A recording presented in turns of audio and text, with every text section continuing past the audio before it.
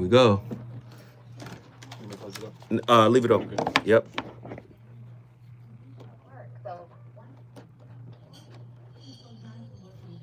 In stretches as you continue all the way to 51st Street. It's tough on the northbound side of the 110 as well, leaving Martin Luther King Jr. Boulevard heavy in stretches as you continue back towards the 101 in Laguna Niguel. This is the 5 southbound at Crown Valley Parkway. It's the 2 right lanes that are off limits due to police activity. That drive is slow moving, getting away from La Paz Road. And it's tough in the Cajon Pass, 15 northbound, leaving the 215 merge, heavy ahead to the 138. This holiday season, choose treatment and recovery for opioid or stimulant addiction and embrace new beginnings. The company of family and friends, and create special moments. Find a proven treatment provider near you and choose change. Yo, yo, yo. Happy New Year. Thanks to the generous support of the KBLA. Happy New Year. We were able to donate 545 pounds of coats and blankets to the LA mission this winter season. The LA mission expressed its deep gratitude for our gift all over social media, but we wish to thank them and all the other service providers who look out daily for the less fortunate in our community. Happy New Year. We're happy by being helpful. We're KBLA Talk 1580, where we do more than just talk.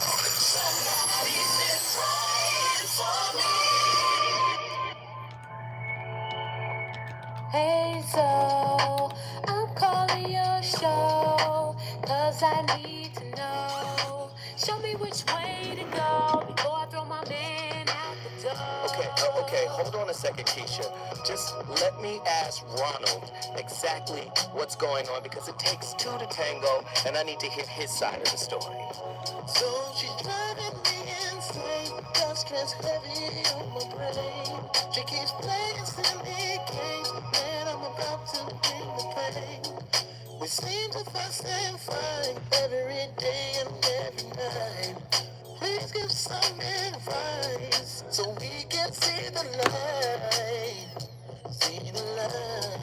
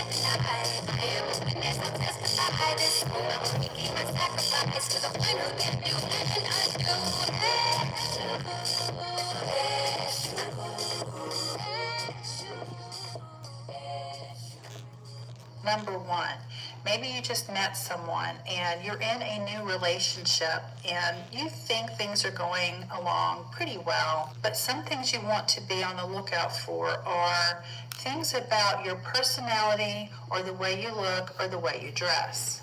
So if you have just met someone and they are asking you to change your hairstyle, change your hair color, change your wardrobe, or maybe they're telling you that you need to change something about your personality. Maybe you're too nice, maybe you're too guarded. That is one of the first signs that you are dealing with a narcissistic individual.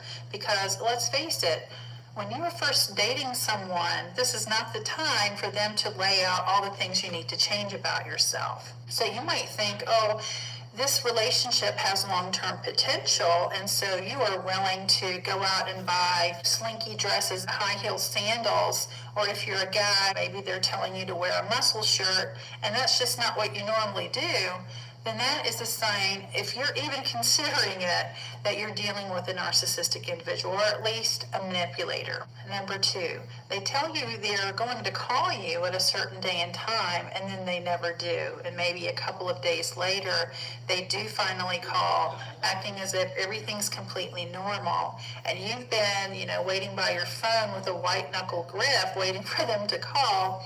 And they're finally calling you as if they've been out having the time of their life and living, joyfully, and they're calling you, and you're feeling really high-strung and anxious about the situation. That is their opportunity to see exactly how they're not calling you has affected you.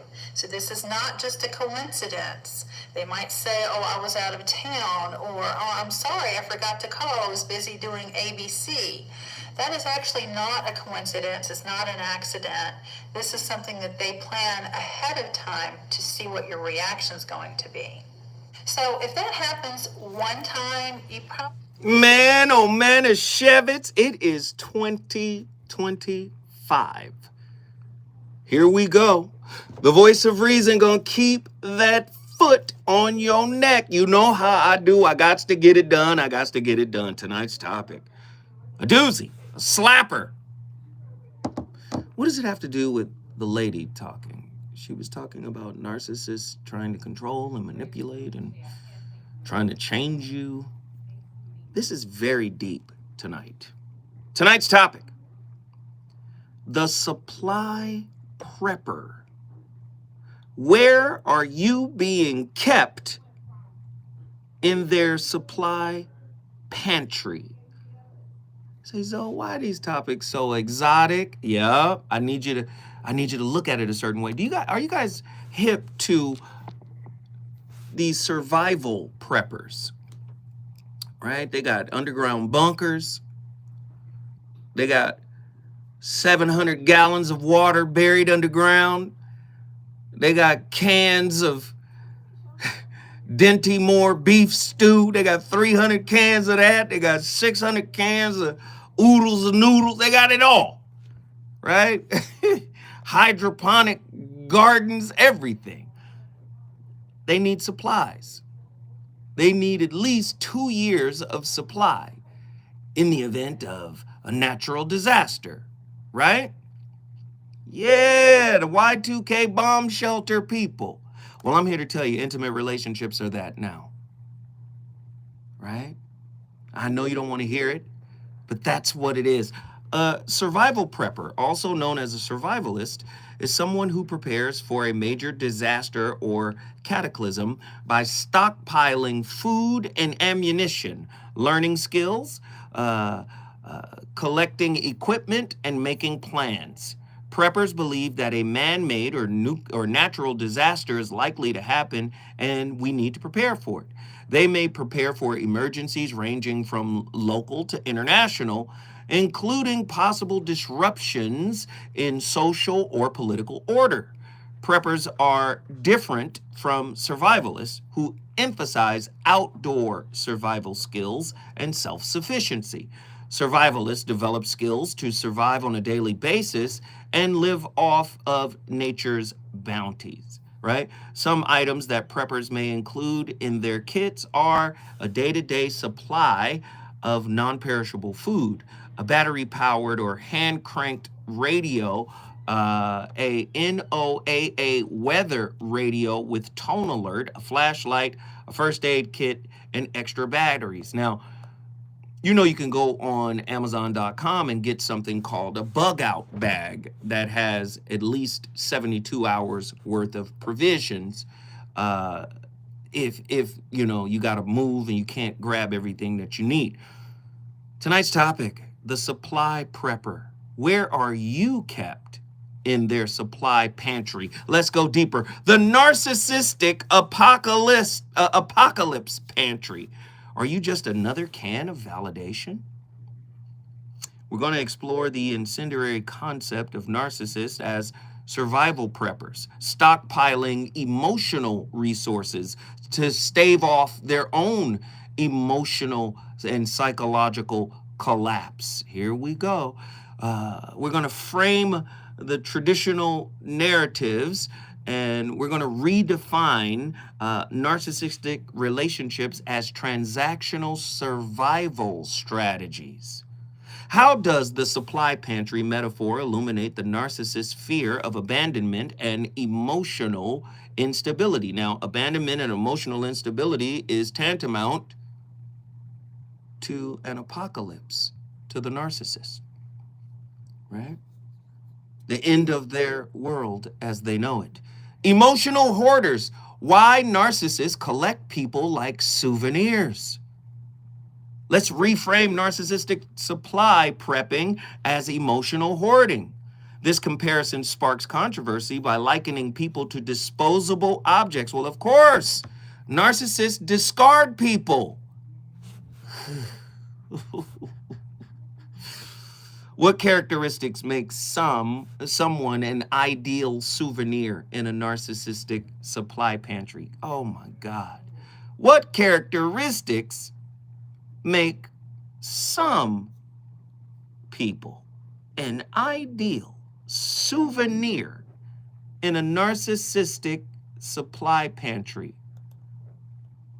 Codependence, worthiness wounds, needing to be wanted. Oh God, here we go. What about monkey branching? Monkey branching and the fear of empty shelves inside the narcissist survival playbook.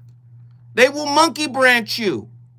If they sense your resources and or supply, emotional supply is running out, they'll hold on to you until they can grab onto the next supply rich, nutrient rich. Oh my goodness. We're going to delve into monkey branching as a narcissistic insurance policy against relational instability.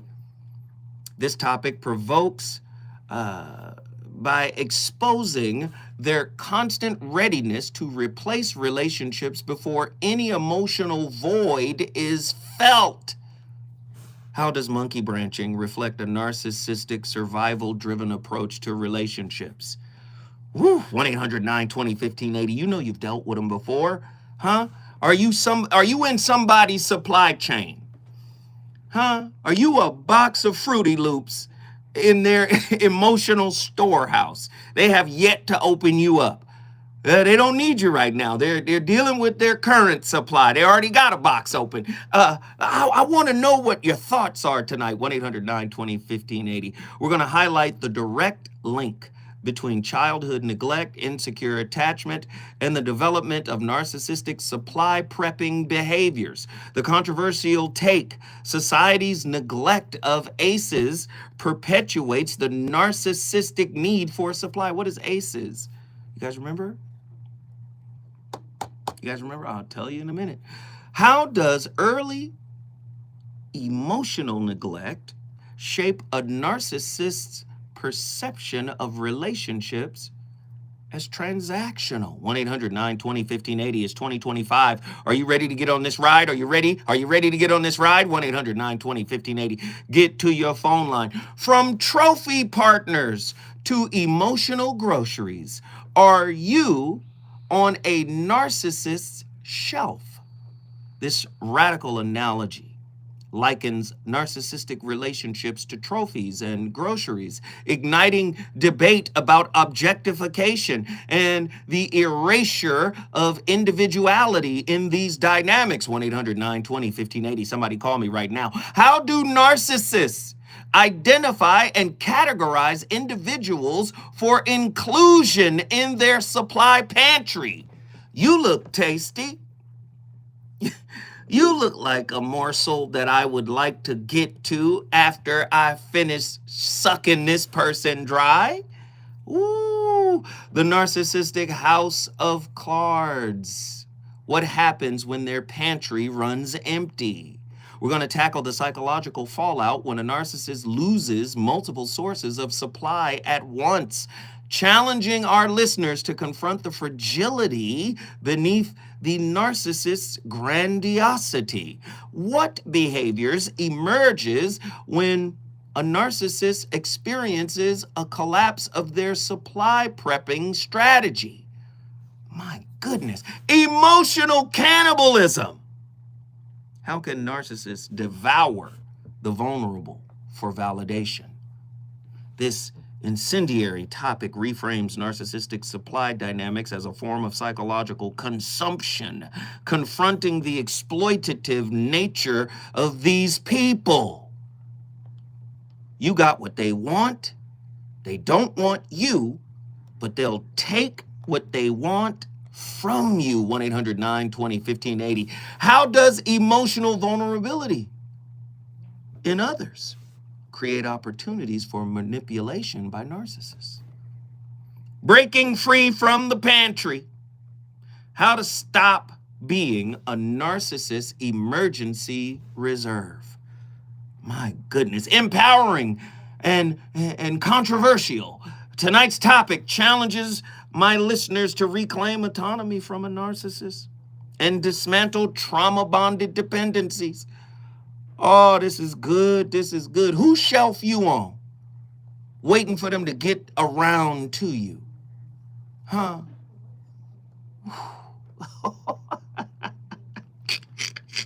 How might individuals in a narcissistic supply pantry reclaim their self-worth and autonomy? From false self to failed systems, the fragility of narcissistic supply prepping. We're going to examine the collapse of the narcissistic survival mechanism when their supply chain breaks down, revealing the underlying void that they tried to avoid. 1-800-920-1580. The voice of reason is back in the building. It's 2025. You already know what it is. You heard the new lineup this year, and you already know Zoe Williams is going to bring up the rear with nothing but fire. Let's get it.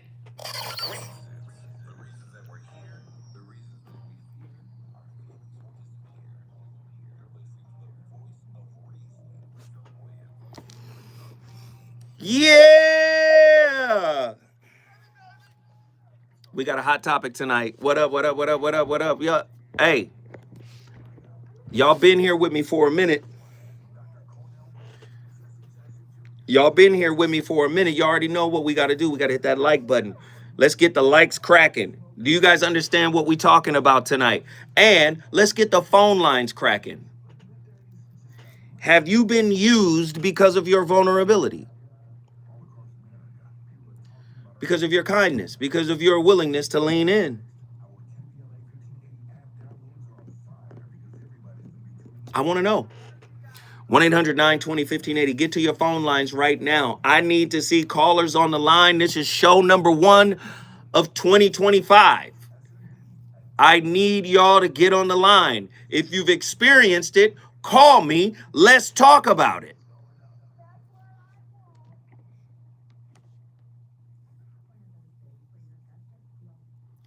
Most people have been used in some ways. Come on. Everybody hit the like button, hit the like button, hit the like button, hit the like button. And listen, the rule is, can we get support? I know the first was yesterday. I know. You can go to my Cash App, $ZOWHATNETTER. That's my Cash App. Moderators, assemble. Please put my Cash App in the super chat. $ZOWHATNETTER. Support, support, support, support, support, support, support, support, support. My roommate just used me for information. That's funny. I finally took myself off the shelf for good. Call in, AJ. AJ, call in. Talk to me about how you did that. If you're enjoying this content, let's keep the support rolling. Twos and fews. Please hit Cash App, $ZOWHATNETTER, or you could hit the super chat, which is that little $sign down at the bottom of the chat. Let's get the year off right. You don't have to give a lot, but if everybody gave, it would add up to a lot. Let's support, support, support. I'm no longer in stock. I love that, True.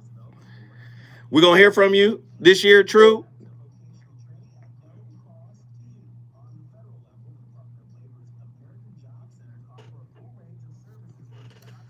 Good job on the lights.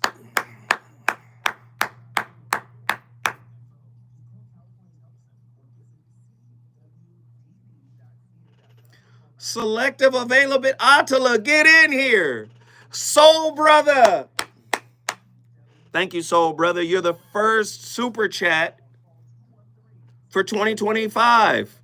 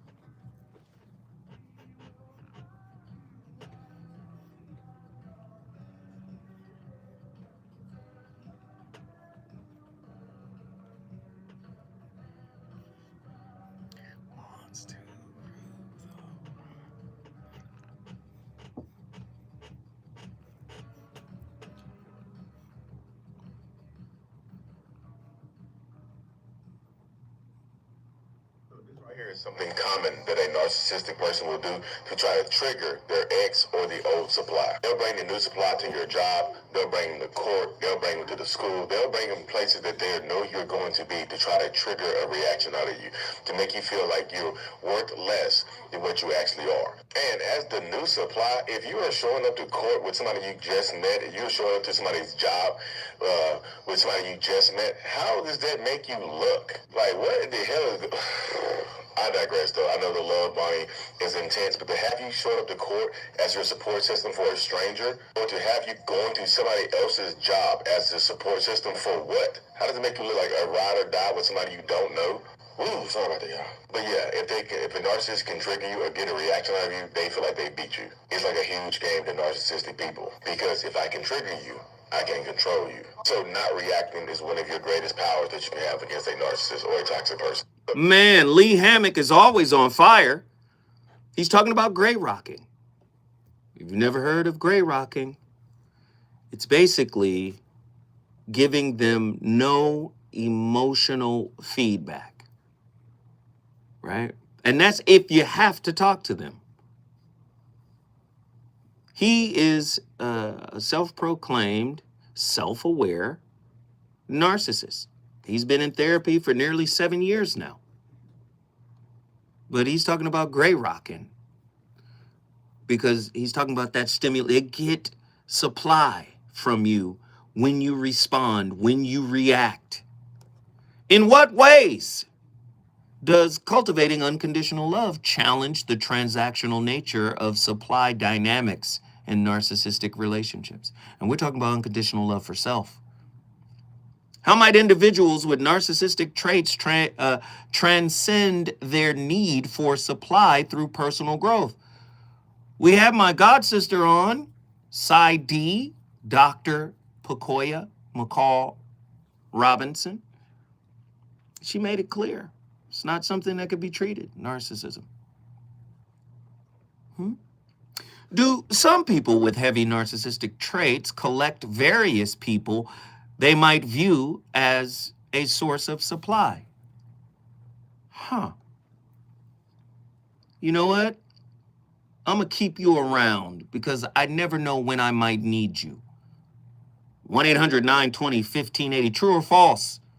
To secure their supply, narcissists often present a false self that appears likable and appealing. However, their inability to form healthy emotional connections often lead them to target vulnerable individuals who are easier to manipulate and control to feed their supply. This is real talk here. The supply prepper.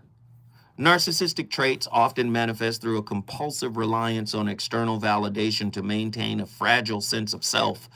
These individuals, characterized by emotional insecurity and attachment disturbances, frequently seek out others to serve as supplies, sources of admiration, validation, and emotional reassurance. Tonight, we're going to jump into this topic of a supply prepper.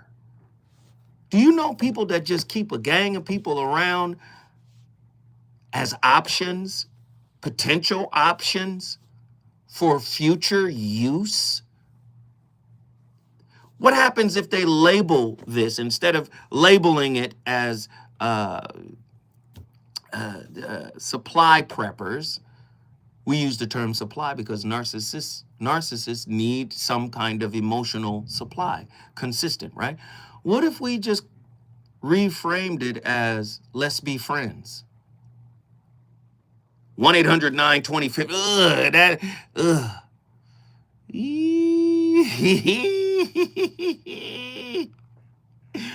A supply prepper is somebody who methodically collects and preserves a network of people for emotional sustenance. Much like survivalists stockpile resources in preparation for a crisis. Drawing from insights in psychology, metaphysics, and philosophy, tonight's exploration of this topic will uncover how early trauma, attachment patterns, and emotional manipulation contribute to the creation and perpetuation of these dynamics.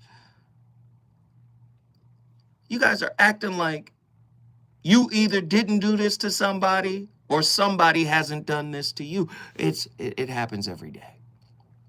Narcissists often define their worth through constant admiration, a need rooted in unresolved childhood wounds. Back to ACEs, adverse childhood experiences, such as neglect or inconsistent caregiving, can create emotional voids that foster a transactional view of relationships.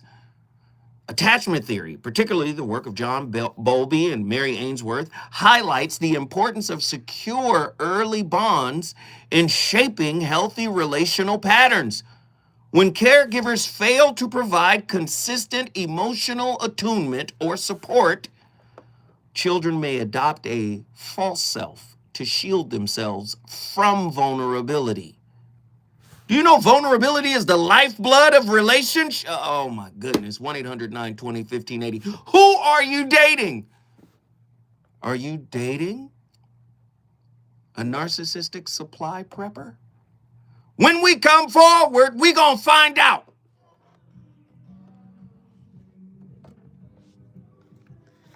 All right, is the topic framed up? If the topic is framed up right, I need y'all to call in. Now we need to talk. Y'all know the routine here. Let's talk to one another, okay? This is a dialogue between you and I. This is not just me talking. I need you to get those phone lines lit. We got all the likes we need. It's as many likes as there are people in here right now, and I'm appreciative for it. But I need y'all to call in. Call in. Now see, Andy, as soon as I say call in, Andy run to the bathroom. Does this make sense? Are we making sense?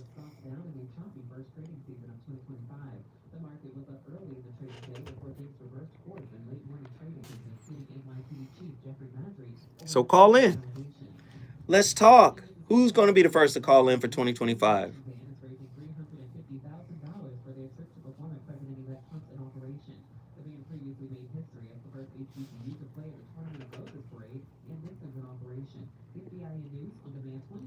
Devontae says the exact question is what? You missed the whole prep, the whole setup. Can somebody help Devontae kind of get an understanding of what we're talking about?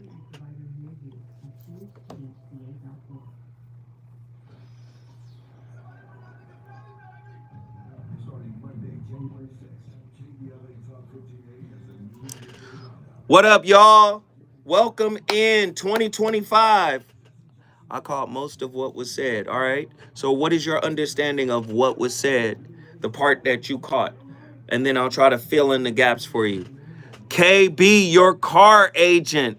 What up? How do I get coaching from you, brother? You should be easily millionaire with the knowledge you have. Brother, just go to my website, mrzowhat.com. Go to mrzowhat.com, click the coaching tab, and fill out the information.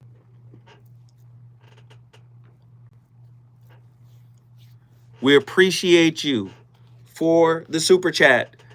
Now, understand, we got 4 minutes left. You guys can go to my Cash App. I get the Cash App instantly. I'll get the super chat later on this month.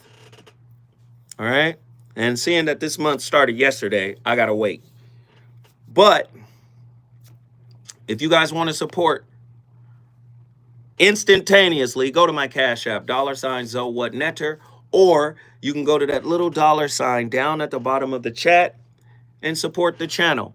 Either way, it's fine with me.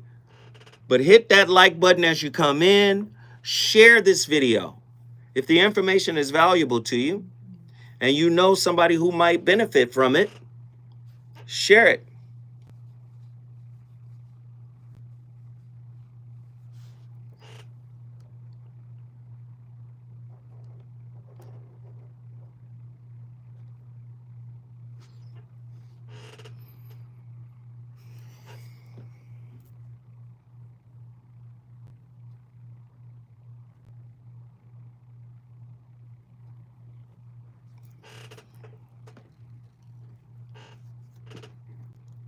What up? Everybody shout it out. Happy New Year. Happy True Year. That's what everybody type. Happy True Year. Let's be true this year. Let's be real this year. We got 2 callers on the line. Can I get one more? 1-800-920-1580. Everybody type Happy True Year. I'm wishing you all abundance, happiness, health, wealth, peace. Happy True Year to each and every one of you guys in here. I hope your family is healthy. I hope they're wealthy. I hope they're at peace. I hope everything is going the way you need it to go this year. Happy True Year. V Ness, long time no see. Peace, love. We love it. We love it. Happy True Year. Come on. Lovers and lurkers, people in the background just watching, taking notes. Happy True Year. Let's go. We got 1 minute.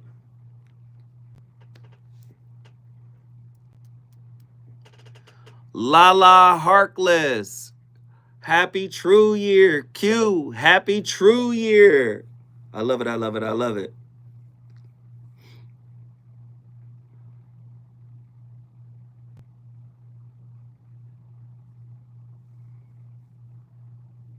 Thank you, Nzinga.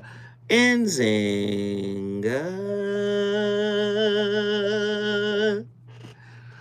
What up, Nzing?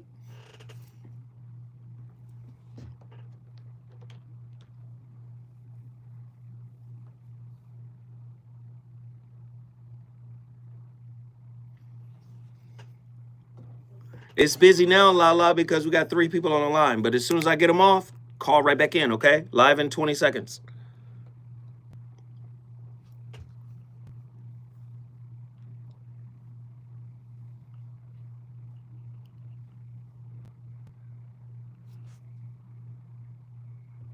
It is a great topic.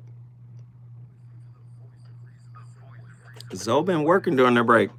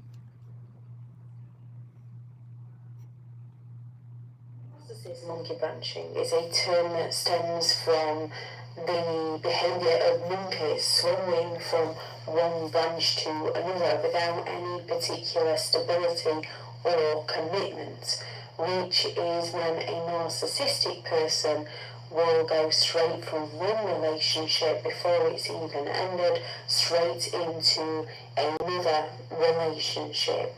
Due to their constant need of attention and validation, they will swiftly transaction between one supply to the next supply, often setting up their old supply for failure, as they will be devaluing the old supply to such a degree that the old supply doesn't think they are capable of living without the narcissist. The old supply is trauma bonded to the narcissist. The old supply is doing all they can to keep hold of the narcissist.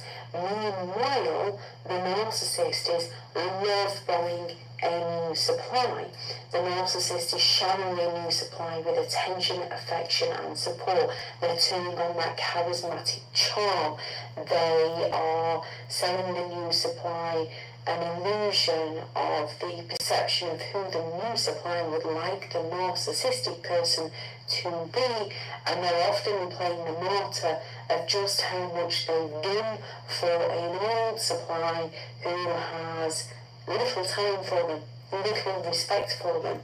And in some cases this can be true, because when they've devalued an old supply to such an extent, an old supply might no longer be forthcoming with that attention and with that support, because they're full of pain and anger, to which a narcissist will claim to a new supply that the old supply is jealous and bitter and obsessed. Because when it comes to the point of leaving, a narcissist will up and leave without any form of closure. They will be either extremely secretive, which naturally causes that intrigue within you to try and work out what is happening. And a narcissist doesn't want to discuss their behaviour, they just want to accuse you of being obsessed and of going through their things so that they don't have to take responsibility for how they've treated you.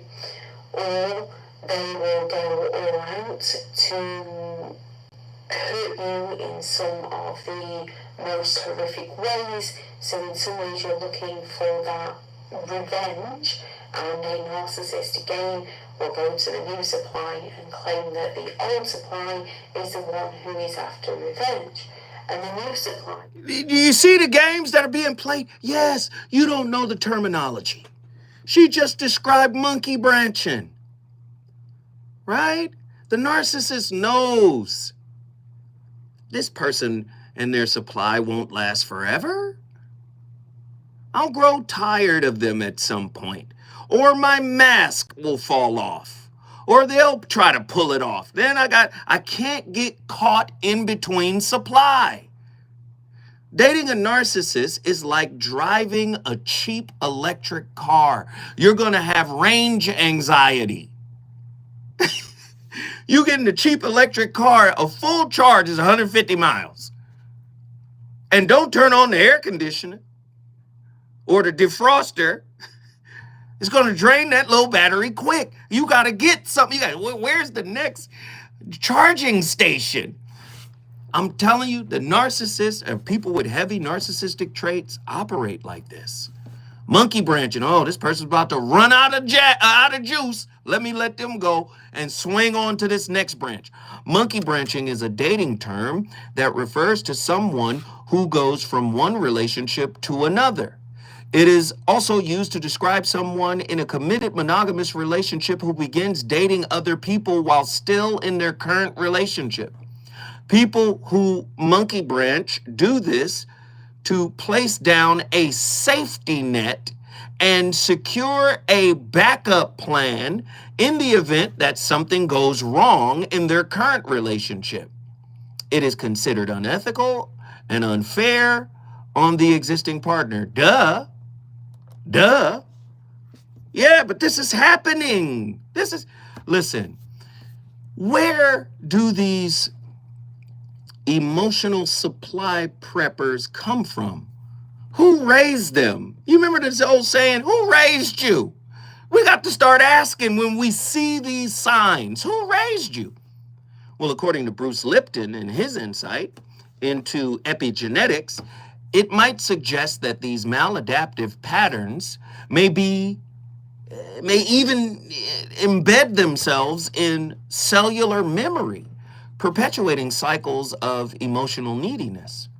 Now, Thomas Campbell's theory of consciousness as a learning tool emphasizes the role of self-awareness in breaking free from such ingrained patterns. However, without self-introspection, narcissists often externalize their needs, collecting others as emotional lifelines to stabilize their fragile identity. What is the strategy of supply prepping? Much like survivalists anticipate future crisis, narcissists prepare for emotional instability by curating a supply pantry. They identify individuals with qualities that make them ideal sources of validation, such as empathy, vulnerability, or a lack of strong boundaries.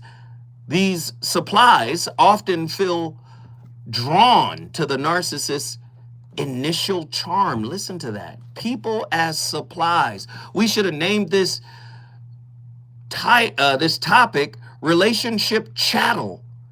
They're just tools for the narcissist. Oh, this is terrible. Unaware of the manipulative strategies employed to secure their loyalty. Now, in Patrick Carnes' work on trauma bonding, it sheds a lot of light on why many individuals remain ensnared in these dynamics. The cycle of intermittent reinforcement, alternating between affection and neglect, creates a psychological dependency that mirrors addiction. Narcissists exploit this dependency, ensuring that their supplies remain available even as they seek new sources of validation. This is ugly. This is ugly. Are you in somebody's emotional supply pantry? Huh? Can we be honest tonight? Get to your phone lines, 1-800-920-1580. Let me get Devontae out of Ohio. Ohio in the building. What up, Devontae? Now, let me just warn you, there's no profanity. We're live on the radio, brother, so no profanity. What are your thoughts on tonight's topic? You're the first caller of 2025. Let's go. Let's go. Happy New Year's, bro. Same to you, brother. Long time listening. Yes, sir. Second time caller, I'm not sure. Mm-hmm. So, my take on this, though, is I'm starting to wonder if narcissism is the majority at this point. Mm-hmm. Like, are we living under a society that pretty much breeds narcissism in most people? Mm-hmm. And the reason I asked that before you answer, like, example, what you was just saying about monkey brancher, right? In the age of social media, which also with narcissism, if you look up narcissism in a dictionary, you got a person looking at their reflection in a pond, right? Narcissist. Everybody's always looking at this. Yes. Yeah, everybody's looking at this selfie camera now. Everybody exhibits these traits of narcissism. Let's say you and your girl are having a fight, or y'all in an argument. This is just my observation as a 31-year-old man. Most of the time, when you fight with your girl, the whole world is going to know because she's going to hop on Facebook, Instagram, wherever, and vent to the world about y'all frustrations in your relationship, or maybe the breakdown of y'all relationship, which in my opinion is a form of monkey branching.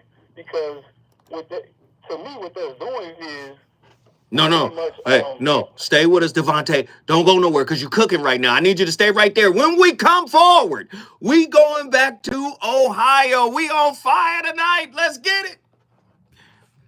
Hey, Devontae cooking. Hey, keep supporting. Continue to support. Support the best way you know how.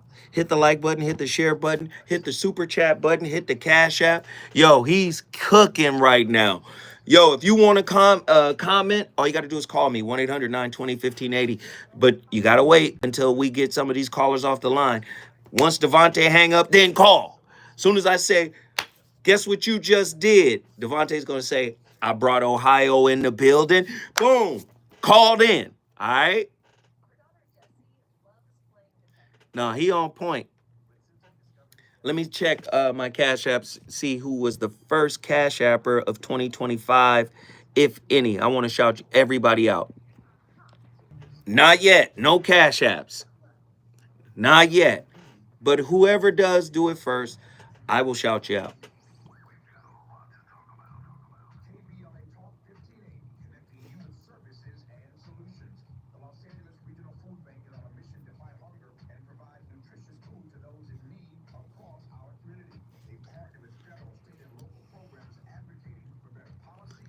Wait, is today Thursday?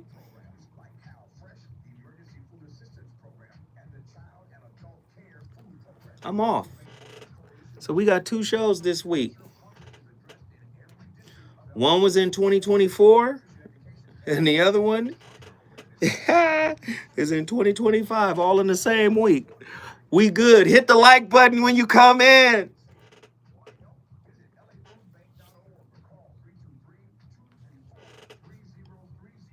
Time traveling for sure. Supply prepping is crazy. That's a crazy ass topic. That's a crazy concept. People out here on survival mode.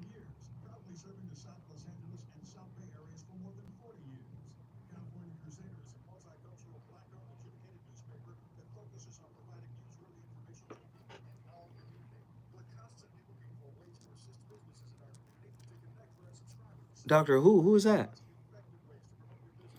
Hey, listen, Nzinga, like for real, a lot of people who don't say nothing that be watching, watch.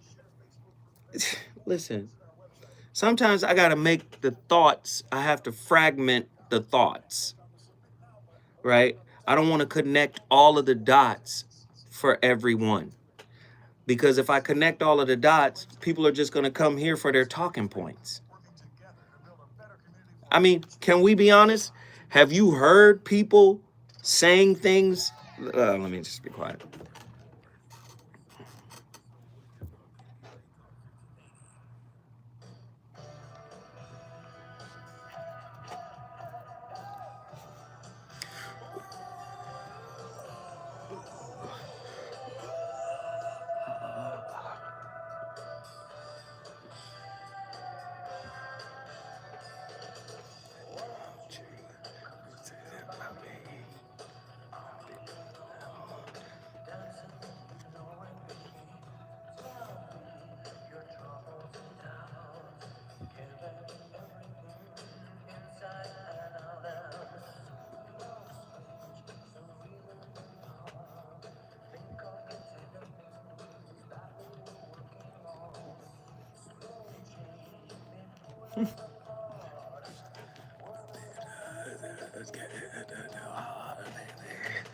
Don't you forget about me.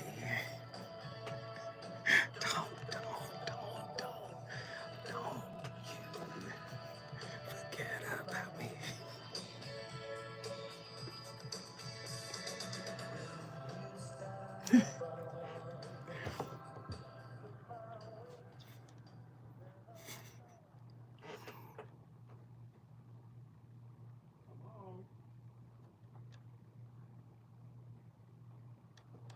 A lot of y'all have a lot of concern about the new supply. The new supply will catch hell. The new supply will be love bombed. The new supply will get the silent treatment. The new supply will be verbally abused and mentally abused. What happens is once the narcissistic person leaves you, or they're forced to leave because of divorce, breakup, they got caught cheating, whatever. Once they leave you, they're going to get the new supply because their ego is damaged. Their ego is bruised. They're hurt. And so they have to go and find that new person to be a new person to a new person. And so that new person's going to pay into them, going to make them feel good. They're going to feel, excited. Both of them going to be, it's like it's a new thing. Leon is great. Leon is amazing. No, Leon is not great. Leon is not amazing. But she thinks so. because everything is new to her, right? I'm coming out of this situation. I got my ego damaged. I got bruised. I'm hurt. I'm mad. I'm pissed off. So let me go and start over. Narcissistic people can start over easily. They detach, run, avoid, escapism, and then go to the next person. So what happens is, in about 90 days, the narcissistic person is going to burn out because we do a crash and burn, right? Love bombing, up. A lot of motivation, a lot of energy, trying to impress the new supply, right? With the car, our apartment, our body, our beard, staying well-groomed, smelling good, great sex, all of that. Conversation, eye contact. We start over because we're damaged goods. So we don't want to be damaged goods because we have to make people think that we're good. We're great. We're the best thing you've ever had. So we go to the next person. And then after you burn out with her, because he will, I did, there's another third person that's going to come around. Or we may come back to you. So that's a triangulation, right? 3 people, right? Triangulation. Leaving the old one, going to a new one, leaving a new one, kind of fresh, going to another one, because you're going to always keep people in rotation, right? And so I may have gotten mad at you and then went to her and then got mad at her, or burned out with her and then got to a new one. And then you just go back around, triangulation, right? From the first person to the second person to the third person to the first person. Unless you don't allow me to come back around the first person, I go back to the second person, the third person. Oh my God. Somebody's in the supply pantry. I need to understand this. Yes, these are real situations and scenarios that actually happen. Tonight's topic is a doozy. We got Devontae on from Ohio. Devontae, give us your thought, man, your final thought. You was breaking it down before we came forward. Now that we've come full circle, please continue what you were saying. So just to make my point as concise as possible, just my observation on it is, and maybe my perspective is limited, but it seems like more people than not exhibit these traits nowadays. You know, if you go on Facebook and scroll up and down your timeline, you see all these passive-aggressive posts about, you know, valuing myself and, you know, all of this type of shit people talk about. Oh, no profanity. Issues or breakups. Oh, I'm so sorry. I do apologize. But, you know, all of this type of stuff, and it's like, to me, they're just seeking supply. They're seeking validation from outside of the relationship instead of fixing a relationship with that person they're in it with, whether that person may or not be another narcissist as well. But it just, I don't know. It seems like everybody. Nah, you bringing up a good point. According to Dr. Romani, you know, she's all over social media. She has a YouTube channel, but she's also one of the world's leading thought leaders as a psychologist. And, you know, again, Dr. Romani, she's a professor of psychology over at Cal State, Los Angeles. She says there are 8 different types of narcissists. You have grandiose, you have covert vulnerable. The covert vulnerable is particularly slippery because they present as empathetic, they present as caring, they present as nurturing, but it's all a presentation, it's all a performance, right? Then you have the malignant, which is the dark triad, right? What is that? Psychopathy, narcissism, and sociopathy. I think that's the dark triad. And then you have communal, you have benign, you have neglectful, you have entitled, self-righteous, then you have generational cultural. And then again, she's also said, according to Dr. Romani's work, she said 1 in 6 people. So you're actually hitting on something that is pretty revealing. We live in a narcissistic society. And remember, in the way the human mind works, it's an association-making machine. If a narcissist raised you, there's a chance you could model narcissism. There's a chance you can model codependency, right? If you came out of that dysfunctional family, you probably could pick up some narcissistic traits for sure. We all have narcissistic traits. Not all of us can be diagnosed as having NPD, narcissistic personality disorder. However, we all have narcissistic traits, and all of that stuff is coming from childhood. I think you touched on some really powerful points. Brother Devontae, guess what you just did? What's up, bro? You brought Ohio in the building. If you want to bring your city in the building, all you got to do is call me at 1-800-920-1580. We got the city roll call cracking. Hey, man, tonight's topic is on complete fire. Do you understand how deep this is? Many of us have never been able to put a label on it, right? We don't know what to call it. But really, people trying to hang on to you and keep you at arm's length, even though they quote unquote moved on, they need to keep you in eyesight. Don't you know a narcissist will reach out to you just to see if they can connect? And once they connect, they leave you alone. They just wanted the supply that the access brought. This is real stuff here. They don't want you. They don't want anything to do with you. Why? They may have devalued you, right? To the point where they feel like, oh, I can get nothing else from them but this contact. If I can get contact just to see. Oh, man, it's a real situation, man. Right? Narcissists often present a false self to disguise their intentions. They will use charm and manipulation to gain trust. Now, according to Marshall B. Rosenberg's framework of nonviolent communication, this offers a stark contrast to these tactics, advocating for authenticity and empathy in relationships. Yet, for those trapped in the narcissistic supply pantry, such principles may feel unattainable amidst the confusion and emotional turmoil created by their manipulator. Do you understand what's happening? I don't want to be someone's emotional supply. I don't want to be the fuel tank you need to tap into. And many people are looking for people that will keep their self-esteem high. Self-esteem is an inside job. That's your work. Listen, when we come forward, the voice of reason is going back to the phone lines because people are on the line. They want to talk about it tonight.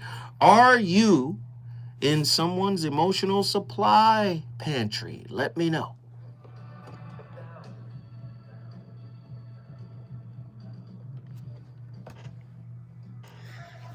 Hey, I'm going to say this again. No profanity.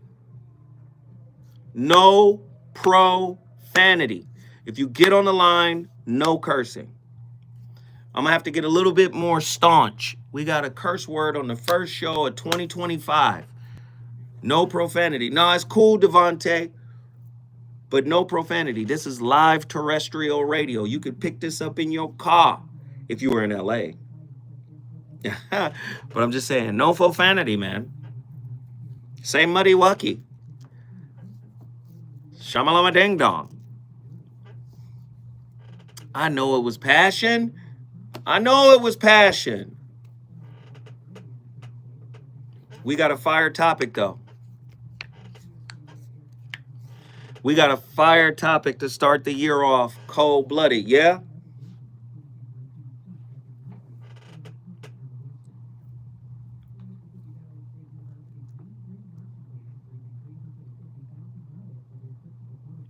I can't believe how bad I ruined my marriage. Okay, well, we're going to talk about it. Thank you for hitting the like button, guys. You guys, I appreciate you. But if you can all go to my Cash App and drop 5 on it. Let me see if anybody did it at all. Lloyd, Callie Soul, Ronan Martin. Ronan, you got to call in. I don't even know what you waiting on. We got Annie. Let me see, somebody else. And Michael. Hey, I appreciate you guys. Keep it rolling. Lloyd, Callie, Ronan, Annie, Michael. Thank you. You guys are the first Cash Appers of 2025. What are your bedroom turnoffs? Fantasies and fetishes. Financial infidelity. I'm dating a fat person. Are they worth the wait? Trust me, this gonna be crazy. Ronan Martin is diabolical. And he's 10 had to pay child support. It's a very heated topic. How is that right? Mama's baby, daddy's maybe. I just have so many questions I want to ask you. I was like the kiss. Is this going to be rolled down? He told me he'd had a vasectomy. I'm pregnant. Betrayal has been committed. Hit you with a bad vibes routine. How does he maintain his humposity? He likes it when it pinches my lips. Why can't you open up, brother? I'm a Spider-Man. Spider-Man on the inside. They don't show their weaknesses. Yeah. How do you write women so well? So William, reason and accountability. The voice of reason. Your self-esteem is how you see yourself and your opinion of yourself. How useful do you feel? Do you believe you have good qualities? Do you think you're able to do things as well as other people? That's what I'm talking about today. I'm Dr. Tracy Marks, a psychiatrist, and I make mental health education videos. Some people have a healthy amount of self-esteem, while others struggle to have a positive self-image. Here are some signs that you have low self-esteem. You criticize and blame yourself for things. You're eager to please people by going above and beyond to make people happy. You're self-conscious and second-guess yourself. It's hard for you to assert your needs. You focus a lot on your weaknesses. You're not born with low self-esteem. It results from early life experiences that shape your self-concept. Some of these early experiences are things like harsh punishment, abuse, or neglect. Children often process these experiences as their fault and believe that they deserve to be sad because there's something wrong with them. A step down from overt abuse is not feeling warmth or nurturing from your caretakers. Part of our self-esteem development comes from receiving praise, validation, and encouragement. But some people aren't good at demonstrating this. Think about how things are in your day-to-day. How often are people saying, "Great job"? They'll speak up if there's a problem, but if you're doing well, they just don't say anything. So it's not that hard to have a parent who's busy and doesn't have time to give you the support and encouragement you really need in those formative years. Failing to satisfy others' expectations can also negatively impact your self-esteem. Were you the irresponsible child, the screw-up, the only child who didn't go to college? If your parents had unreasonable expectations of you as a child, you're not going to recognize that those expectations are unreasonable. You just think that you're not good enough or you're a disappointment.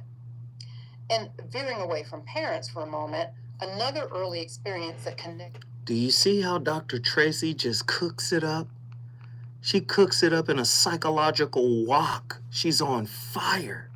But the person she's describing is the perfect person for the narcissist. The moment you feel like you're not enough, you become supply. You become pantry worthy, right? Oh, that's why breadcrumbs work. You'll even covet your position in their pantry. They said hi today. Oh, they sent me a text message. They finally responded to me. Ooh, Lord, here we go. We got callers on the line. Let's get them in here. Matt from Detroit. What up, though? Bro, what up? What up, man? What are your thoughts on tonight's topic? I don't know, man. I getting a divorce because my wife says I'm a covert narcissist. I think she's right, and I didn't realize it until recently, but I really have it. It's fucked up. Did you you can't curse, Matt.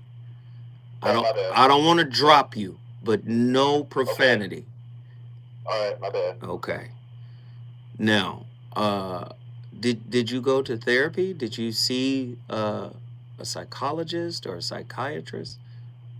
I've seen a couple psychologists. And what did they say? They don't think I am.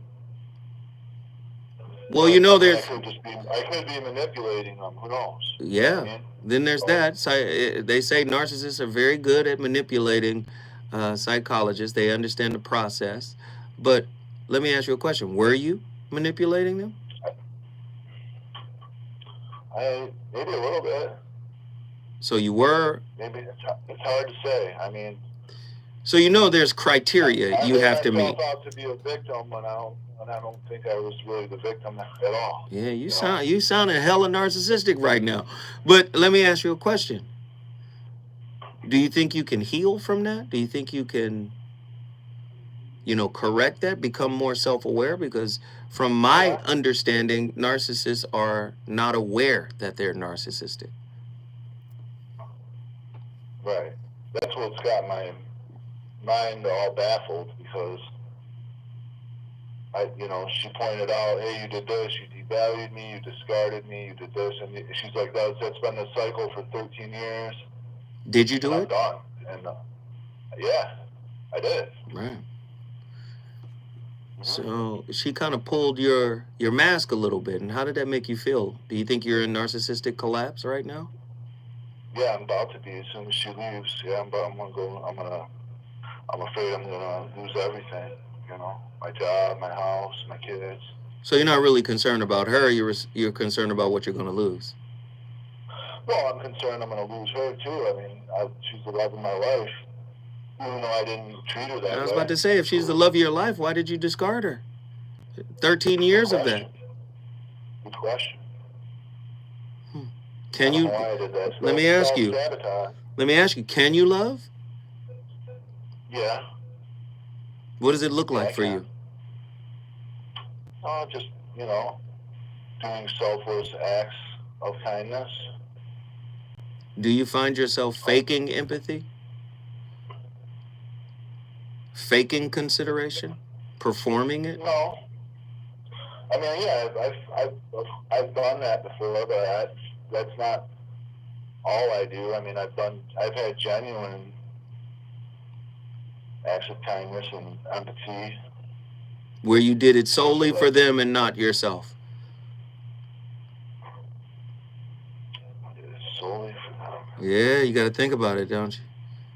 Probably not. I mean, you always get something out of doing something for somebody. You telling us a lot. It's a good feeling, right? Yeah, I guess you're telling us a lot. Do you do it for the feeling or do you do it for the person?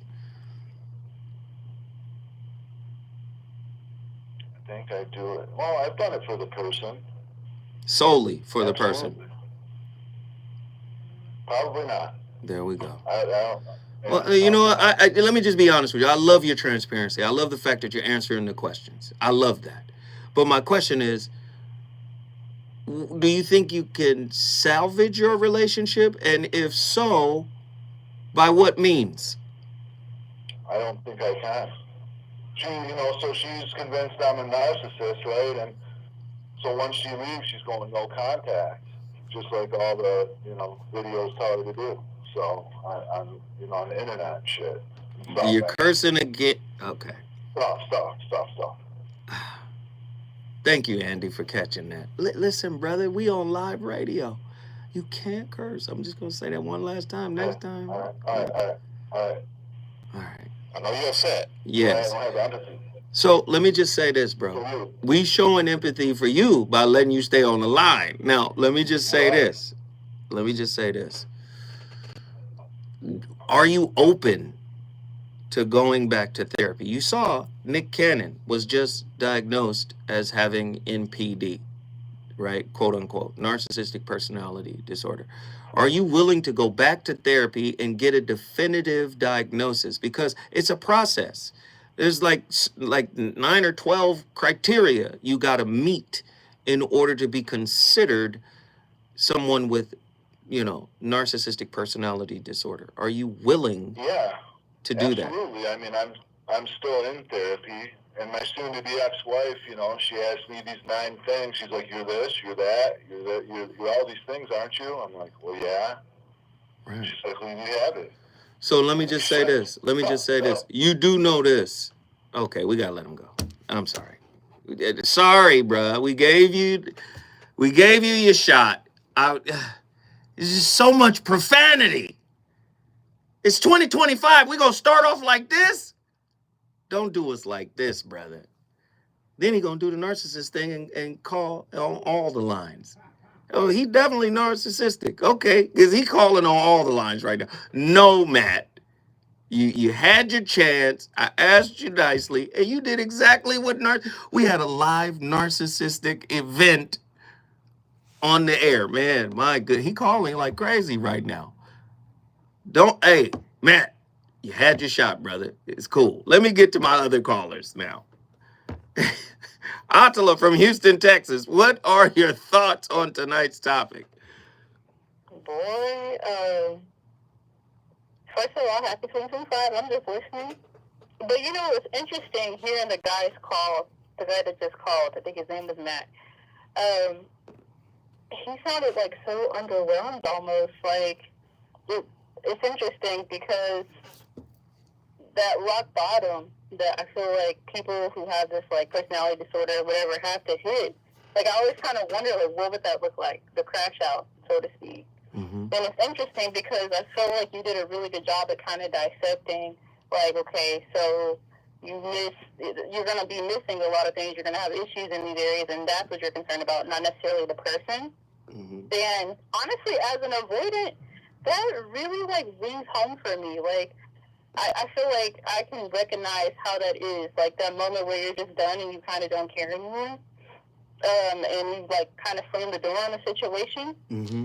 And I think something that we should definitely look into in regards to the apocalypse pantry is how you get further pushed back in the pantry. You might start off at the beginning at the front, and then next thing you know, you're at the back of the pantry. Mm-hmm. I say that because I think we believe a lot of times they play on your sympathies, and you almost find yourself feeling bad for them in the midst of the abuse. Right. And so I say all that to say, like, this is some really serious stuff, especially in regards to the validation piece, because you can give validation and not know it. Like, I'm kind of wondering, is it possible to essentially, like, move yourself further back in the line unknowing, like, just because you're getting tired? It's like, I used to be your primary supplier or whatever, but I can't do it anymore. And essentially, it pushes you further back down the line to where you have no choice but to leave. Right. So to me, the codependent is just as culpable, right? No, absolutely. If I'm going to say, you know what I'm saying? Like, so if I'm going to say, you know, they're doing all these things, these horrible things to me, like, at some point, I have to be accountable for that. Right.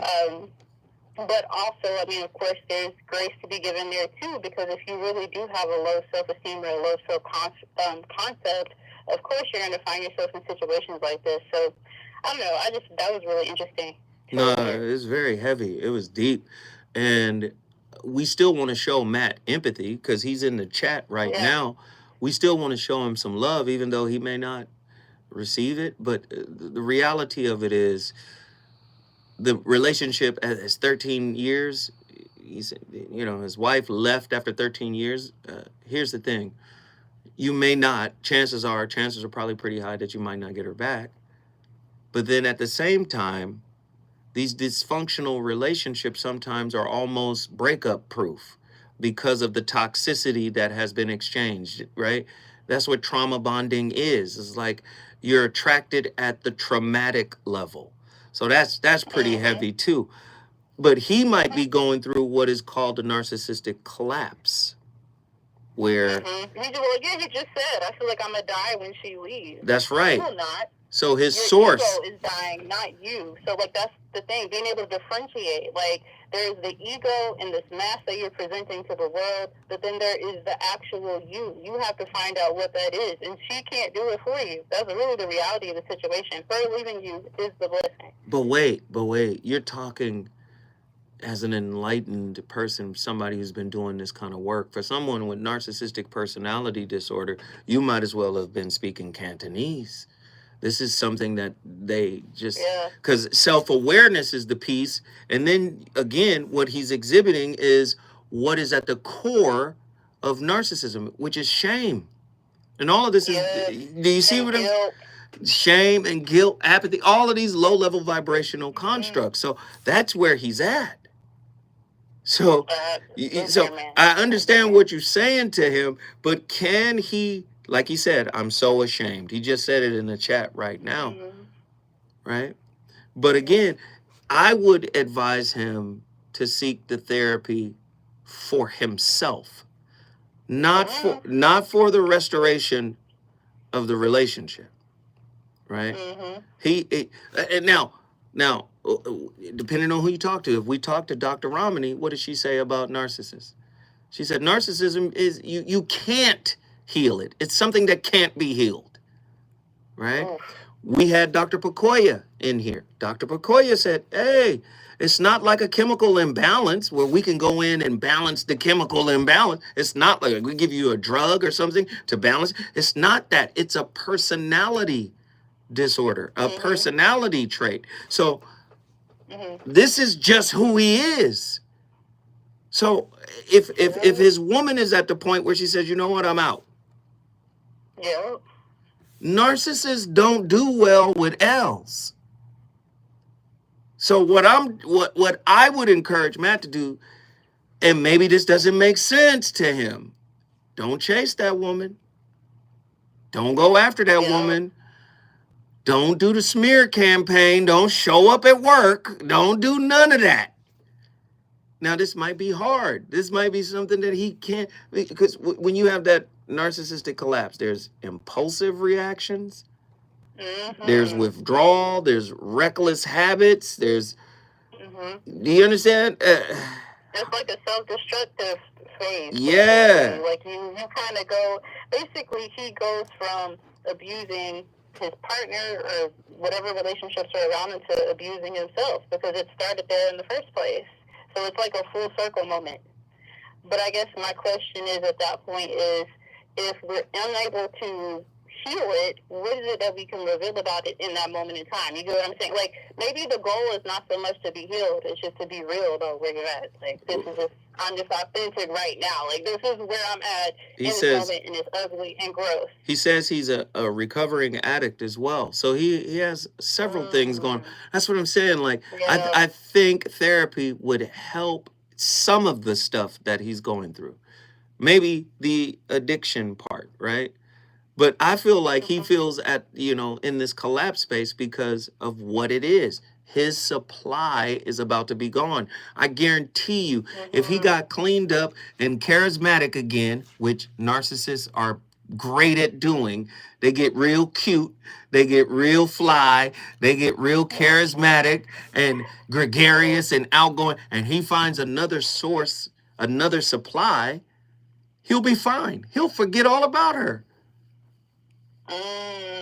Stay with me. I'll tell her when we come forward. More from the VOR. Wow, Matt.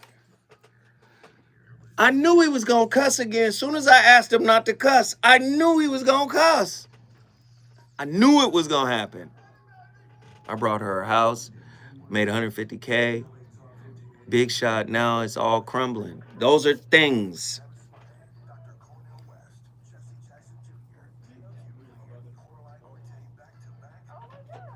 She's the mother of my kids. I'll never forget. Man, I know it's... Jeez. Man, if y'all don't hit that super chat, this show is out of control. No. Boundaries. Pretty Brown Mimi. Boundaries. That's how you got to deal with narcissists. It's about boundaries.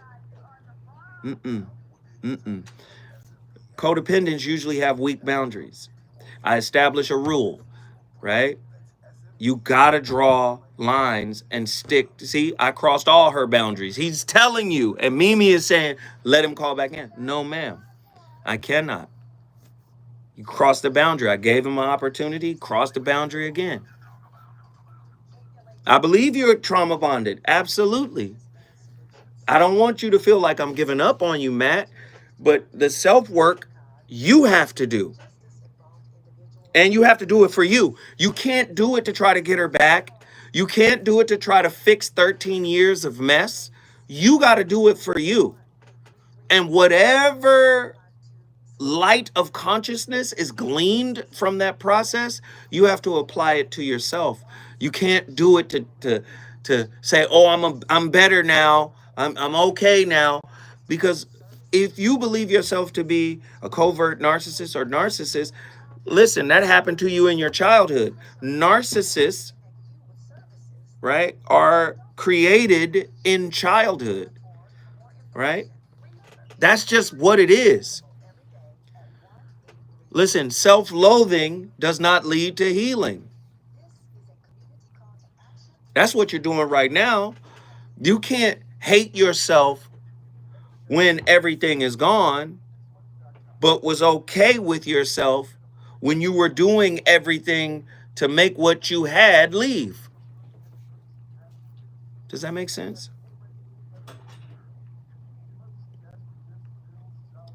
Hey, you think I'm not aware of that?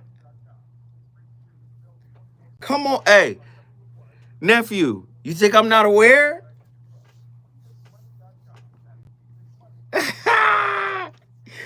Listen, I wish some of y'all could see me in real life. This radio, do you understand? Radio, it's a different kind of interaction. Once I realize it's intractable in real life, there's nothing else I can do.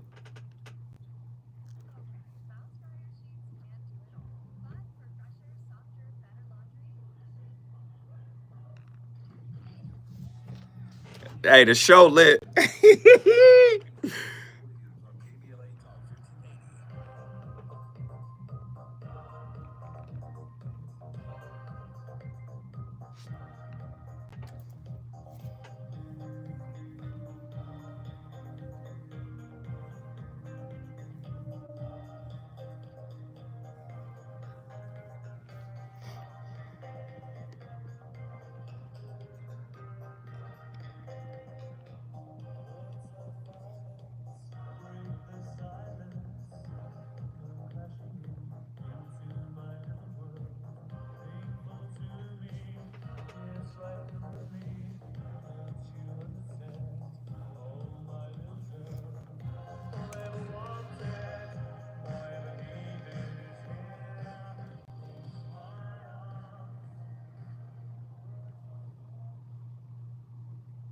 Our brains are wired for connection. But trauma rewires them for protection. That's why healthy relationships are difficult for wounded people. Do these words speak to you? Trauma can come from many difficult sources, and sometimes this includes those closest to you, your family. Negative experiences you had growing up, or even heavy responsibilities and expectations placed on you throughout your childhood can often be too difficult to forget. Psychologists call these adverse childhood experiences, potentially traumatic events that can happen from a child's birth until they reach adulthood. According to Centers for Disease and Prevention, these events are linked to chronic health problems, mental illnesses, and substance use problems in adolescence and adulthood. So even as you grow up and replace the family you were born into with the family you choose for yourself, it's still hard to let go of the trauma. It seems as if the ghosts of your past come alive and try to make it all about them once again. And even if you know in your heart that your partner is not the parent who hurt you, it will not help. What kinds of trauma can one experience through their lives, and how do those traumas impact their romantic relationships? Let's explore 4 types of trauma and their effects on our romantic life. Rejection trauma. Let's start with the trauma of being rejected. Rejection trauma is born in a home where we're made to feel like we don't matter. Try to think back into your childhood. Were you always pushed away? Do you feel like you're not worthy of your parents' time? If instead of love and warmth you felt rejected, you may have carried that feeling with you. And today, you might find yourself feeling rejection all over again. Only this time you may feel rejected by your romantic partner. A 2015 research paper published in Dialogues in Clinical Neuroscience examined the emotions that occur when people perceive rejection in their relationships. According to researchers, rejection trauma could make you feel hurt, jealous, lonely, ashamed, guilty, socially anxious. Woo! Do you see what's happening? She outlined these wounds that come from childhood. Potentially could make you someone's prey, right? Someone's supply. For individuals designated as supply, the psychological impact can prove profound. Being treated as a backup source of emotional validation erodes one's sense of self, their self-esteem, and fosters feelings of inadequacy. Trauma bonding further complicates the ability to recognize or escape these toxic dynamics. Babette Rothschild's insights into somatic experiencing underscore how such relationships often manifest as chronic stress or physical ailments, tapping into individuals or trapping individuals in a cycle of emotional exhaustion. Despite the harm inflicted, supplies often struggle to leave due to their own unresolved attachment wounds. Now, Pema Chodron's teachings on mindfulness and self-compassion could offer a potential pathway for healing, which encourages individuals to break free from dependency and reclaim their autonomy. Now, before I go even further, there are some consequences to the collapse. Tonight's topic is deep. Are you in someone's emotional supply pantry? Are they just holding you to the side until they use up their current? And because you so thirsty to be wanted, you're going to accept their sloppy 1000s. 1-800-920-1580. Let's get to these phone lines. But you know what? Wait. Let's get to these phone lines on the other side. Let me tell you who's there. We got, coming up next, Cali Soul, Denver, Colorado. Attila, Houston, Texas. Ronan, Indianapolis. We on fire. Day one. Let's get it. Sloppy 1000. Not dead ass with that. Listen, I'm going to tell you, man, this is my method for handling those kind of people. I'm going to be gracious. I'm going to be cool, because me being cool is the rope I'm giving, right? That's the rope I'm giving. See, because what I realize is if you don't give rope, you give resistance. Where there's resistance, there's persistence. A motherfucker will fight you if you say, fuck that. This is what it is. No more. But if you go, hey, it's cool, everything's straight, and let them float on about, I need an apology from you. All right, I apologize. And let them float on with whatever superficial victory they think they got, they'll tend to leave you the fuck alone until they feel like they might need some more supply from you. Do you see what I'm saying? Nah, everything is love. Everything is peace, peace, peace, peace. Give them a little rope. Here, take that rope. Run with that motherfucking rope. I ain't gonna tether this rope to nothing. Here's some rope. Let them have it. See, these are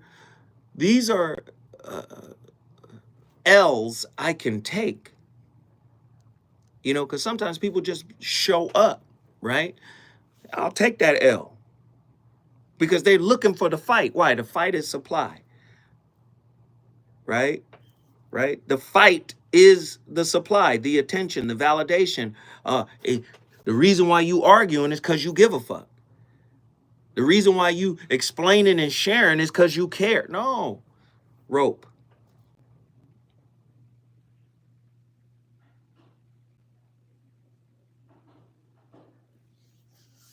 Feel what I'm saying?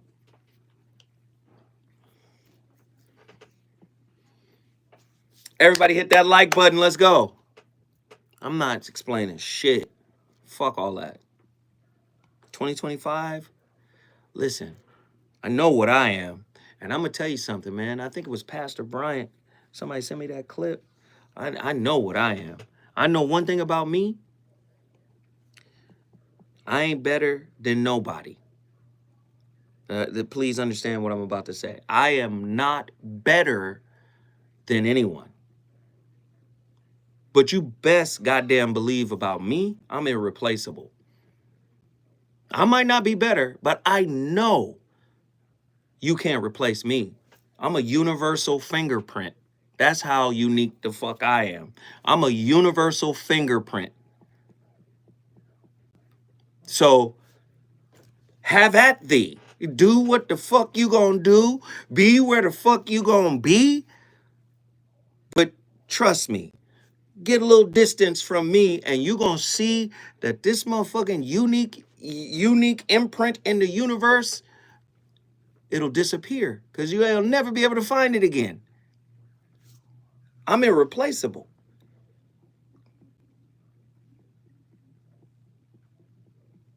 And that's not for nobody but me. And the same is true for everybody the fuck else.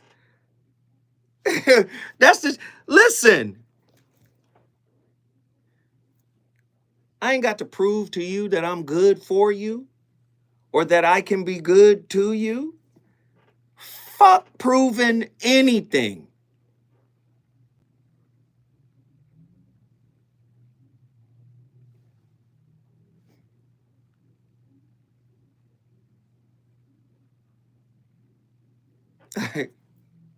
I gotta prove this to you? Nah, I'm not proving shit.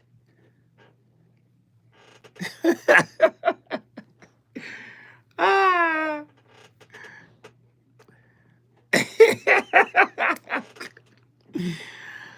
What up, y'all? Hey, if you're enjoying this, I am that I am. Exactly.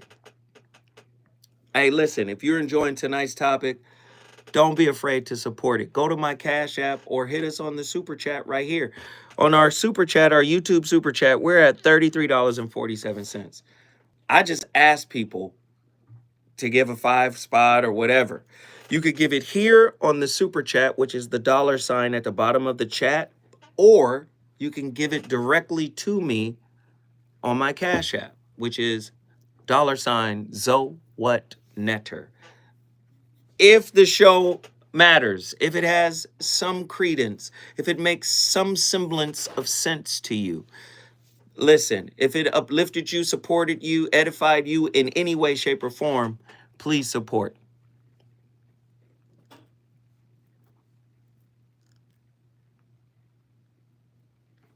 That's like gray rocking. That's where I got it from. It's gray rocking.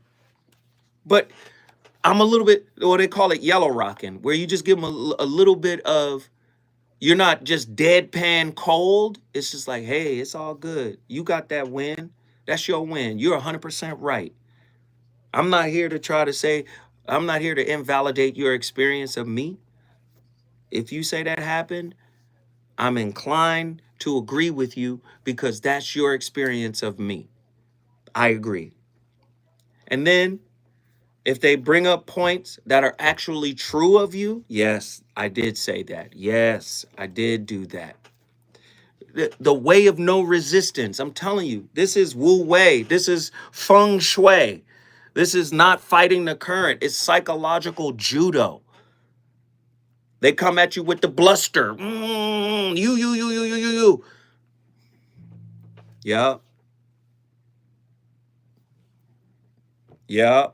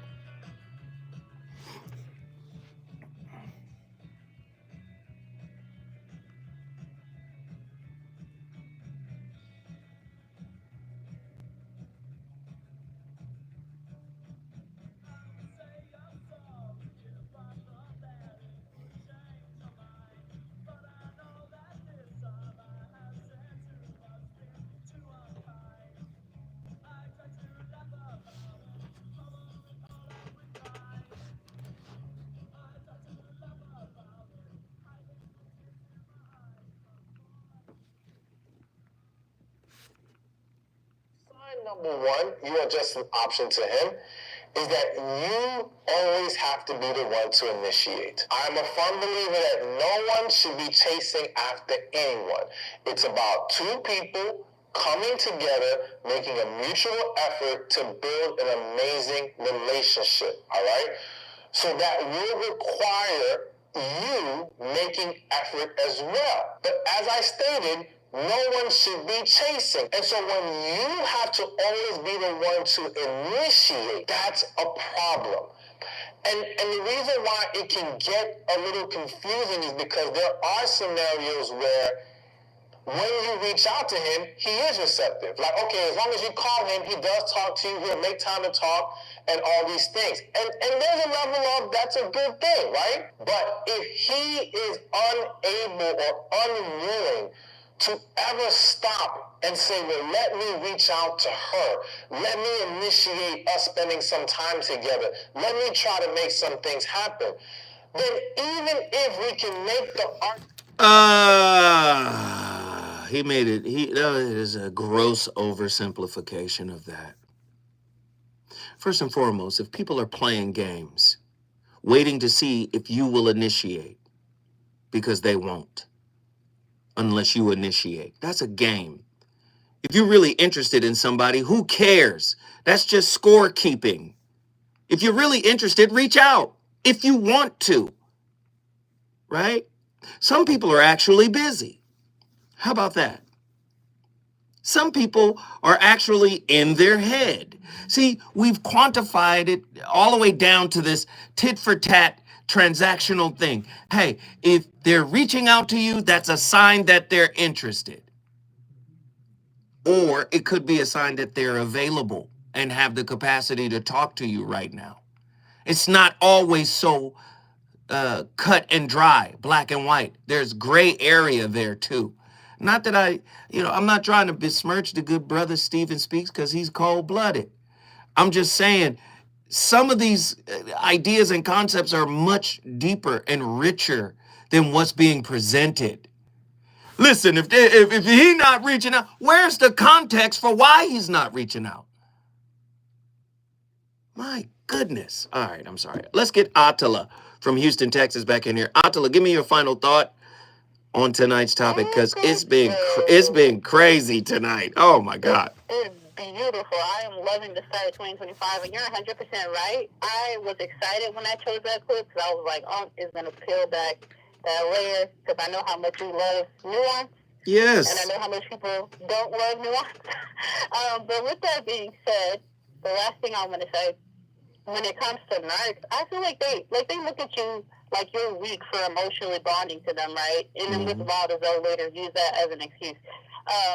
But they look at you like you're weak for emotionally bonding to them, not realizing that they're showing their own hand by being weak for not leaning into you. Ooh. So, I mean, some of this is just kind of like war tactics a little bit. Like, I do think at some point when you're dealing with somebody like that who is narcissistic or whatever, you do start to think in those terms, kind of like what Stefan just said. You start to kind of get a little black and white thinking going on, which causes cognitive distortions in you and causes you to stay there. Right. In that relationship. I love it. Guess what? Guess what you just did, niece? Houston, Texas in the building for the first time this year. If you want to get your city in the building, better do it now. 1-800-920-1580. We're going to Cali, Seoul, Denver, Colorado. Cali! What uppers? What are your thoughts on tonight's topic? Came out the gate like lovely. It's a lovely topic. Yeah, you know how it does. I see you. Okay. Well, where do I start? Let's see. So yeah, I've dealt with someone for about the past 20 years that I know I didn't have terminology for it, but you have given it to me. That yes, I am in their emotional pantry. And you call it breadcrumbing. I call it the carrot dangle. Ooh, the carrot. Ooh. Same thing. Yeah, because it's like I got this carrot on this stick with a string, and I'm going to dangle it over your head right quick. Because what it seems like happens with narcissists is it's almost like they look at partners or these people that they keep in the pantry as sheep. Come on. As soon as one of the sheep get outside the fence, the shepherd and these lazy shepherds, okay, these narcissists, they're lazy shepherds. Ooh. They're laying up playing video games and buying Gucci belts, whatever. They're busy, okay? They ain't got time to be worried about sheep. But as soon as one of them sheep get out that fence, that spidey sense go off, be like, hey, hold on. Hold on. Where my sheep going? One of them market pockets went up out of here, and I've got to get it back. That's my blankie. That's my emotional blankie. That's deep. And recently, what you got to say? No, I'm listening to you. Go ahead. No, you cooking. You take your time, child. Go ahead. All right now. So I'm kind of like you with the rope. Like, let me give you this rope. I'm not gonna tether it to nothing, but it's the path of non-resistance. By just giving you this space to do whatever you need to do, whatever works for you. But it's still not going to change my stance and my peace and my clarity in this situation, right? Right. So I did a little experiment this holiday season because normally I fall for it. I do what we call in Africa, you took the piss. I hope that's not the word, but I've taken the piss for plenty of years and fallen for the carrot dangle. So I said, I'm gonna just chill out, and I'm always the one to reach out, the happy birthdays, the merry whatever. I'm just gonna chill and see what happens. And sure enough, the person reached out the very next day because it was like, wait a minute, one of my sheep got outside the fence. You didn't reach out to me and give me this emotional charge that I like to get from you because I look forward to this charge from you. I need it. You didn't give it to me. So let me call you and see what's up. And I left space, for freedom, peace, forever, all of that, whatever they need to get out. And I was like, that was an interesting interaction, and I blessed them and thanked them for reaching out and take care of yourself. And then I said, let me check in on this because I knew I was like, God, this doesn't feel good. It felt like a good, clean interaction, but this doesn't feel good. This feels like someone is trying to muddy some water that I want to stay clean in this cup. Back out the phone call. So when I reached out then there was that, what you call the gray rocky. No emotional connection. And I said, oh, okay, I see. Now that you've gotten your charge and you don't need anything, you're cold. Yeah. Very interesting. Yeah. Because let me tell you something I'm not going to reach out to somebody whom I feel is adroit at manipulation. I'm not going to do it. If I feel like you're a master of usury, emotional usury, nah, I'm not going to do that. Right? And I think that's only fair, right?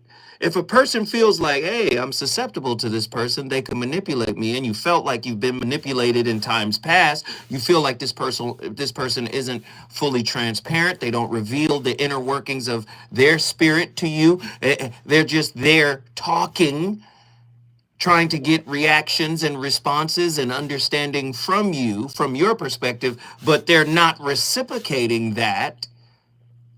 You could walk away from those types of conversations feeling emotionally manipulated, right? So why would you be the initiator of the conversation with someone? Let me call this person back tomorrow to see what no, if you walk away feeling that way, right? And you have examples of them not being bidirectional in their vulnerability, why would you do that? Patty made me do it, bro. Hey, guess what? Ego, I'm very clear. Cali Soul, it's 2025. Happy True Year. Guess what you just did? Denver in the building. Denver, Colorado is on the board. If you want to get your city on the board, all you got to do is call me. 1-800-920-1580. We on fire tonight.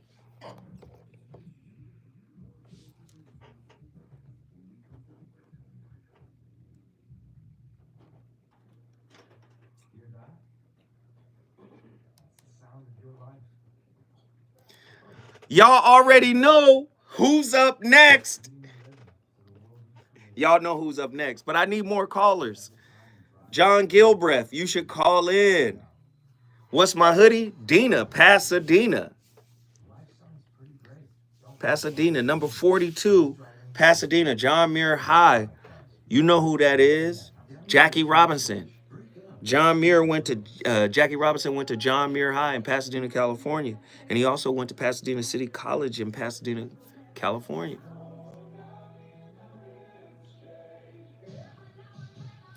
Tio was talking to me. I want to say thank you, Devontae and Lauren, for your Cash App. We got 2 Cash Apps in the last 45 minutes. I appreciate it. Thank you. Thank you. We got 2 Cash Apps in the last 45 minutes. I appreciate it.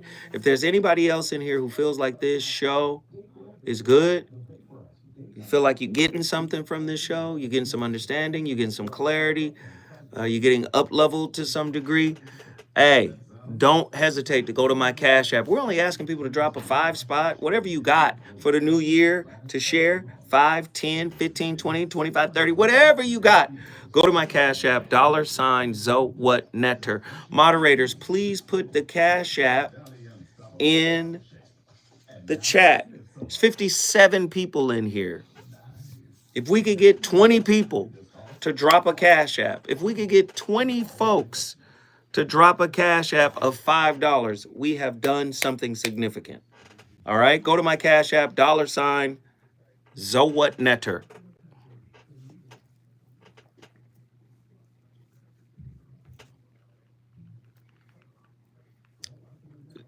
Where's John Gilbreth on this topic?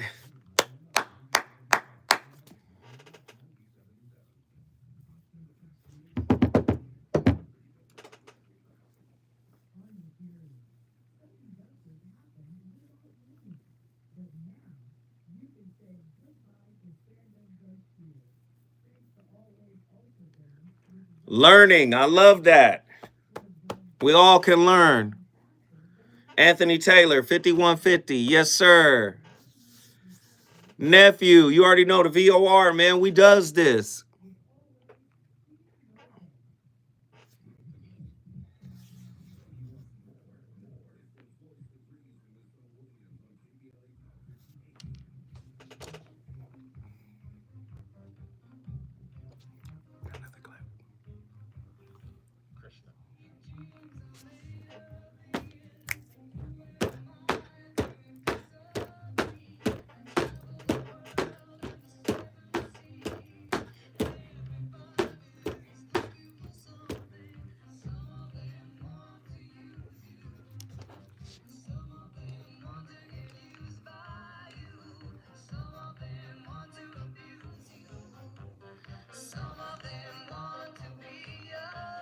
Woo.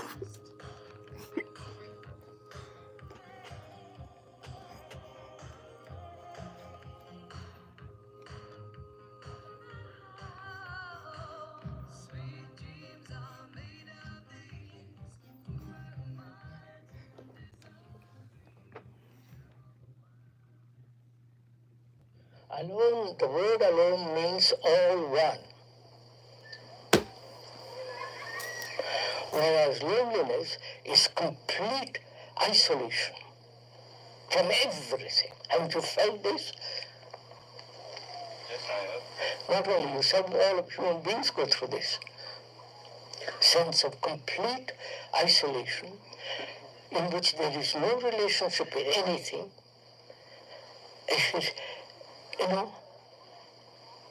You're completely lost.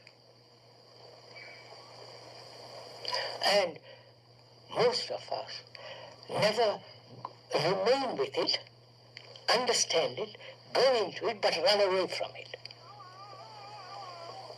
That is to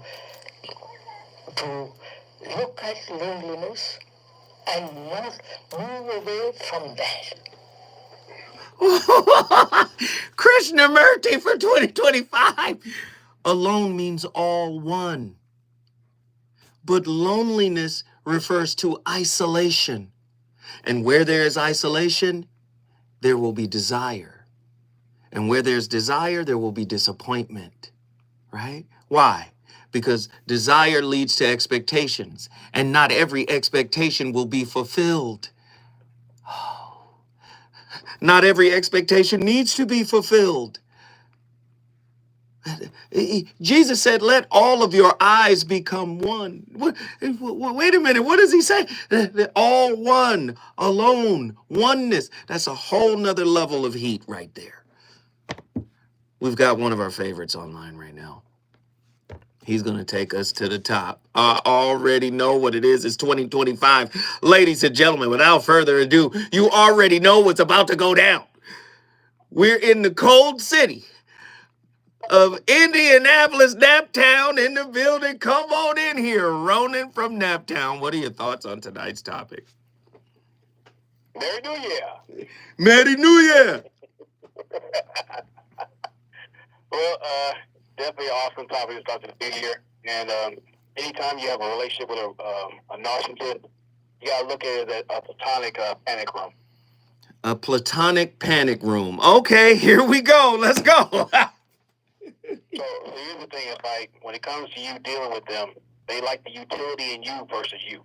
Ooh, the utility in you. The utility of you versus you. Come on, man. So I say that because you're a narcissistic supply, think about the process of what you lose in being freeze-dried in that relationship. You can't be your genuine self. You gotta basically remove the youthfulness of yourself, the honest part of yourself. So you have to think about it when you have a relationship with a narcissist. What healthy relationship do you know comes with radiation fallout? Wow. Wow. Wow. Keep going. Keep going. You cooking. So the whole thing is let's not just look at the narcissist. Let's look at why you're comfortable sitting on the pantry knowing what's going on. You can't be your genuine self. You can't tell them the truth about what's going on because they're comfortable being that little box. And you're in there with them, feeding them their supply. So why are you sitting there basically prostituting your time and your purpose? Did you with someone who wants to run by themselves? What did you just say? A relationship MRE? Yes. Oh my God. The thought of sitting on somebody's emotional supply shelf waiting to be consumed is diabolical. It's like relationship death row. Like you on the relationship green mile. You know, you going to see the chair. You gonna ride the lightning, man. But and if I close it out, basically, while you're on the shelf, you're on the negative side of endurance. Yeah, you're meant to have a long shelf life, but at what cost? Look at the opportunities that you cost yourself. Look at that, basically the better part of yourself has gone to waste because now you're stewing from all that pent up anger. Freeze-dried food basically loses potency or basically breaks down with high temperature and light. Wow. Man, you know what I'm going to ask you, right? Do you know? Yeah, I brought Indianapolis back in the building in 2025. 2025, one of our favorite callers back on deck. We appreciate you, Ronan. Thank you so much, man. Listen, if you want to bring your city in the building, I don't know if listen, I don't know if you're ready for these type of topics that I got lined up for 2025. But a lot of people try to play you like that. You got to be constantly pouring into them like you're some type of psychological, spiritual faucet, and they're just perpetually parched, and you just got to keep pouring and pouring and pouring. No, know that you're being consumed at that point.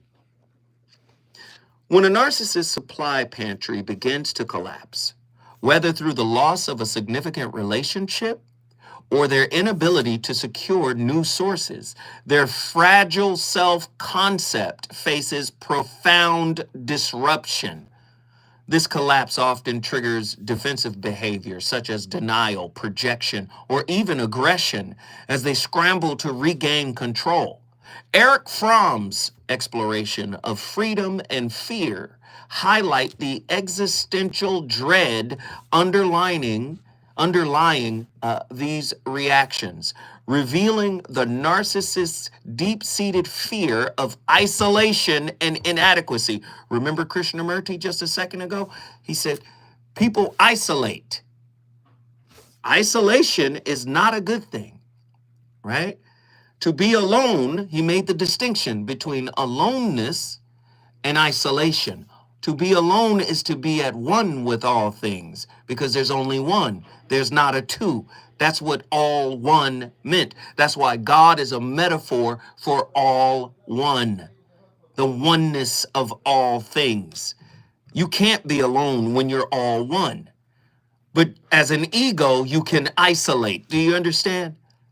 The narcissist has deep-seated fears of isolation, right? And inadequacy. Oh, are y'all listening? For the narcissist, the loss of supply. They can't be alone. Thus the monkey branching. Thus the extra relationships. And, oh, let me keep in contact with exes and all of this and that so I can feel like I'm still wanted outside of the... Come on now.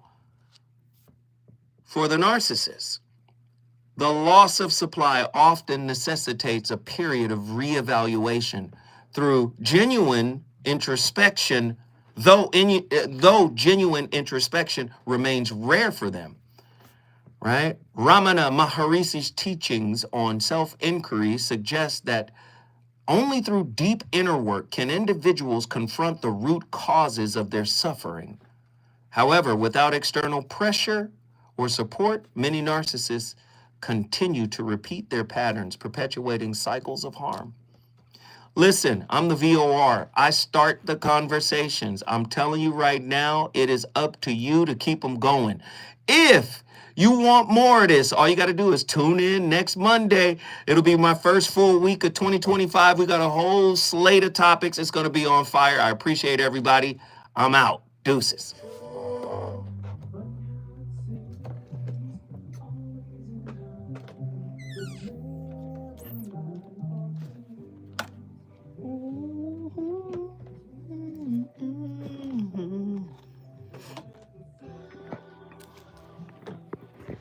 Yo, great show tonight. Great show tonight. Can't say we weren't on fire tonight. Great show tonight. Firework, appreciate everybody. Thank you for tapping in. Ballhead, what up, bro? Hey. And you off again. Hey, come on, man. Yes, sir. Like I never left, bro. Appreciate y'all. Much love.